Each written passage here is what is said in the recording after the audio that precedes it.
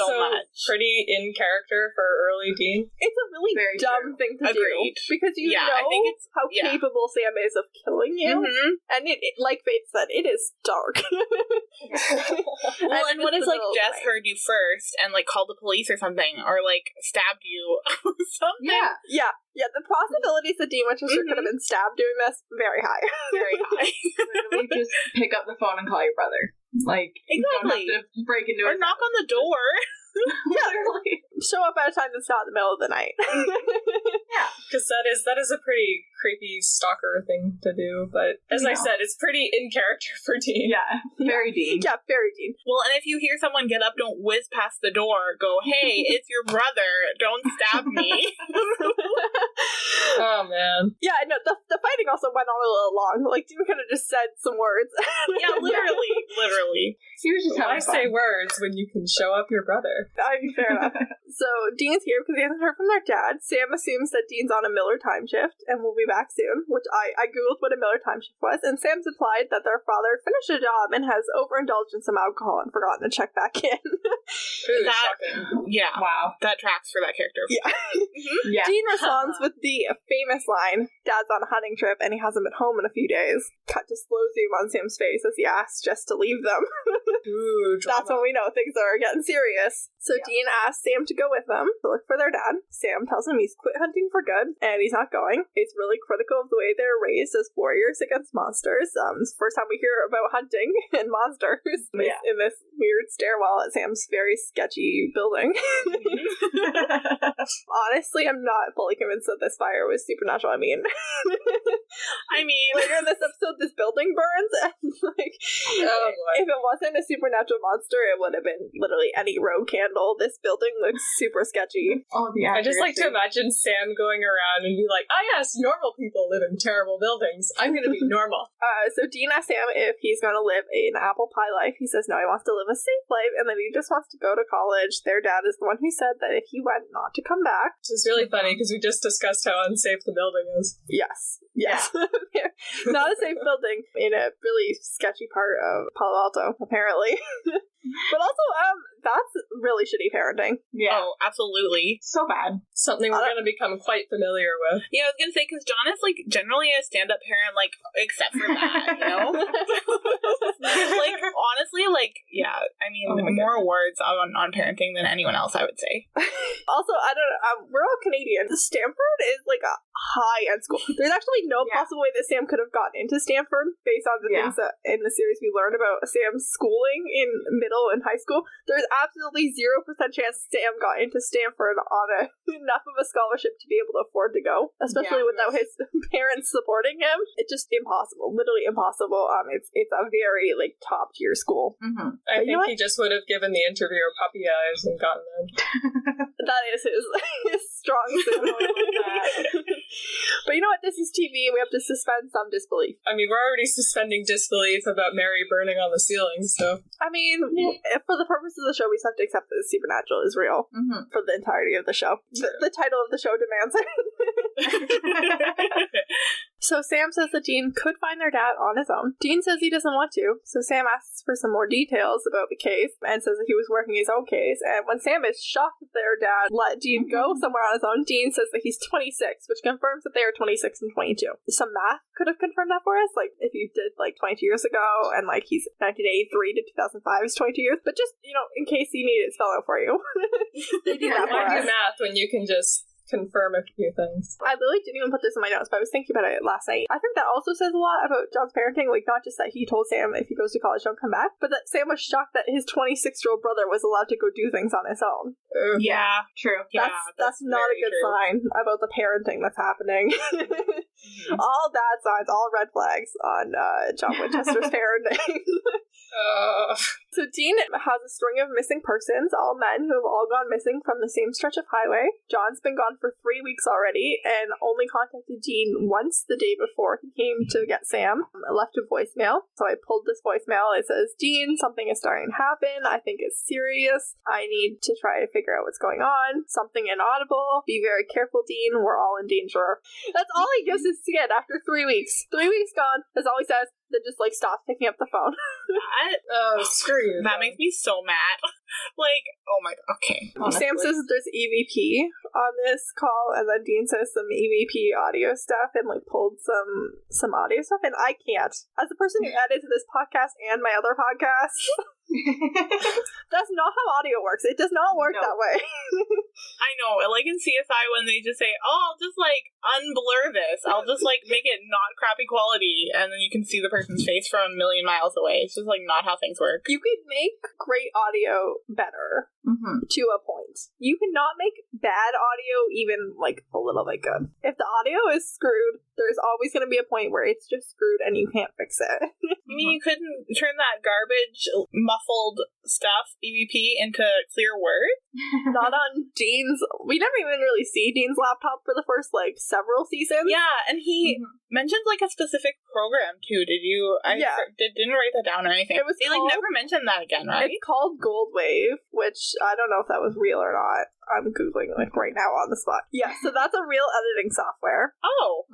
I assume was probably popular. It Popular costs enough for them to assume people would recognize it. It costs $25 Canadian. Also, it's 2005 editing software. Yeah, Yes. 2005 editing software. That's where I was going with that point. Yes. This was 2005, so no matter what, unless you had a professional recording studio, it just wasn't happening. Yeah. Which Dean did not have in the back of his car. He's a lot of things back there. Professional editing studio is not it. There's just no room with all the guns. So this is when Dean says that in nearly 2 years he's never bothered Sam, never asked him for a thing. Presumably Sam's been at school for 3 or 4 years. He's 22. He's applying to law school. So probably he's in his final year of a 4-year undergrad. And, assuming he started when he was 18, that would make sense. Yeah. So that means they were probably in contact for a couple of years. The first couple of years Sam was in school, and they probably just have fallen out of touch as opposed to some like big falling out, because the show doesn't really address how much contact they had during that time at all. It's never addressed at all. But yeah, so we can assume they were probably in contact for 2 years, or they just weren't paying attention when they were writing this script. Yeah, that's also likely. Sam agrees to go with Dean, but he says he has to be back on Monday because he has that law school interview, and it's a big deal, honestly. Like, interviewing for Stanford Law, big deal. Not something you want to just skip willy-nilly. Yeah. A full ride to Stanford Law would be, like, a lot of money. That's a lot of money. Yeah. Sam says goodbye to Jess, who is understandably concerned that he is just packing up and going in the middle of the night. Luckily, she walks in, like, 2 seconds too late to see that he's packing weapons. Yeah, that's literally a freaking sharp weapon. We don't know where Sam's been storing these weapons in the meantime. Presumably, he's just had them in his room. He's been living his normal safe life with just like a full arsenal stashed under the mattress or something. How differently would this episode have gone if Jess walked in just like, hey, I have a machete, by the way. I mean, it was 2005, and this show has issues with women. Oh my goodness. Which is an interesting thing to mention, because I thought it was so weird with all the female victims that are later in the show. The first episode is centered around guys dying. Yeah. I mean, yeah, but it doesn't make up for it, but it's just a fun little thing to note. When we get to why the men are all dying, I think that's not a super progressive. It's not. On the surface, all the victims are men might sound more progressive than when we get into the actual what's actually happening. Yeah, not so much. But yeah, that is kind of interesting. Also, it would have been so progressive if Jess walked in 2 minutes earlier or 2 seconds earlier even, and they had just turned Jess into a hunter. I think that would have been so much cooler. True. Could have had a trio, guys. Yeah, Sam and Dean and Jess. Oh my god. But Sam wouldn't be half as miserable as he is. So yeah, can't have He's got to be miserable. They have to be miserable at all times. Any moment of happiness that they have is paid back in 6 or 7 to 12 times the misery.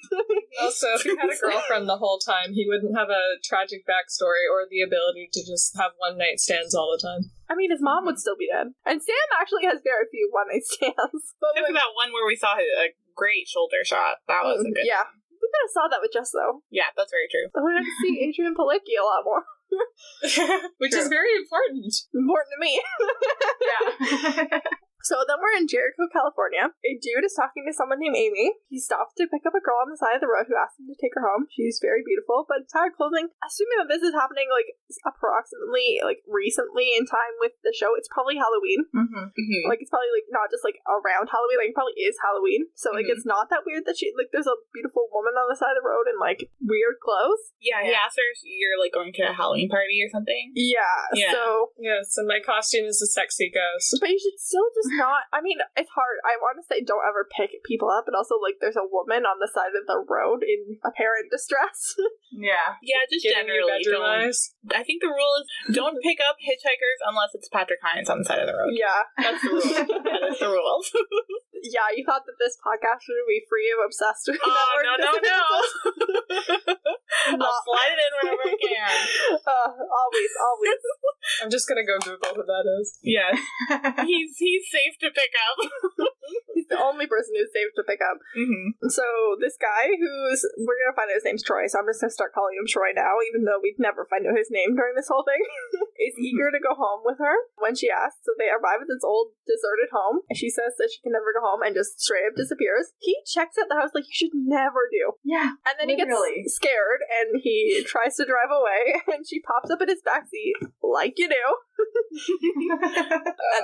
The car drives to this bridge, and then he explodes inside the car due to some sort of ghostly powers that we don't see, and becomes the second death of the episode. Yes. Judging from what we find out later, that ghostly power was probably just a weird way of showing that she hit an artery. Yes, I agree. I said that when we got to it later, but yeah, probably just like put her hand into his chest and just like squeezed some shit until it got like gushy. So then we're at a gas station. This is probably my favorite part of the episode. I think it's really well written. We learn a lot about the boys in like a very casual way. Yeah. They're men, but they're the boys. I don't know, I feel like maybe we need to clarify that early on. Dean's filling up on gas, and Sam is rummaging through his cassette tapes. Sam is, he's yelling a little bit, and they're in public, so like maybe not a great way to yell. Like, not a good thing to be yelling outside. But like a really good conversation for us to learn a lot really quickly without it feeling really like they're throwing information at us. He asks if Dean and Dad are still running credit card scams, so we know that's how they get money. We hear the aliases Bert and Hector Aframian, which is important later in the episode. And then Sam complains about Dean's cassettes and lists off some of the cassette the bands for us, so that gives us Dean's taste in music, all in one like quick little conversation. Yeah. We also hear that some of those bands are Black Sabbath, Motorhead, and Metallica, which all featured, I think, at least a couple of times on the show. And then we got another famous line: "House rules Sammy, driver picks the music, shotgun shuts his cake hole." Love that. I love that so much. Iconic. It's such an older sibling thing to say. Honestly. And then two different songs play here, depending on which version of the show you're watching. So if you're watching on the DVDs, the song is, I think, Back in Black by AC/DC. But if you're watching on a streaming service, the song is probably A Gift to the World by The Loveless, just because the streaming services are too cheap to pay for the copyright. I didn't know that. Yeah. That's really interesting. I very much prefer the AC/DC song. One day I'll own these on DVD. So we're arriving in Jericho, like fully in Jericho. Dean has a box of fake badges and IDs. He just is like rifling through. He picks up a federal marshal badge. When they arrive at Troy's car, the kid that we saw die, Dean's addicted to police officers, to local cops. Honestly. And they're such noobs at pretending to be police. Like, of course these children are not police. Like, look at your friggin' jackets. Also, it's not even shaving yet. Like, come on, guys.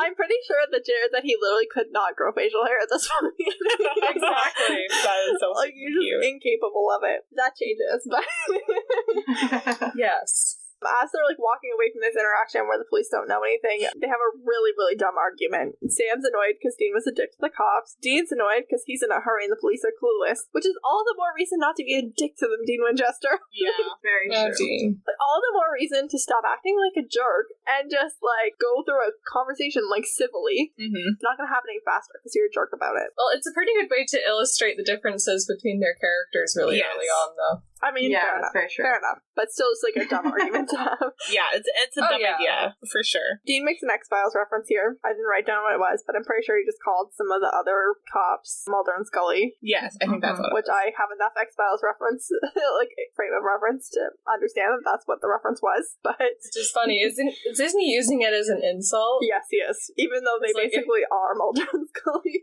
If you guys were actually up against Mulder and Scully, you would not have lasted this long. No.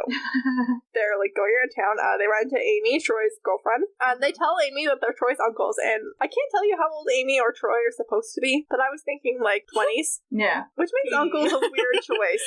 Because Sam is 22 and Dean is 26. Yeah, later in the show, they go with cousins sometimes.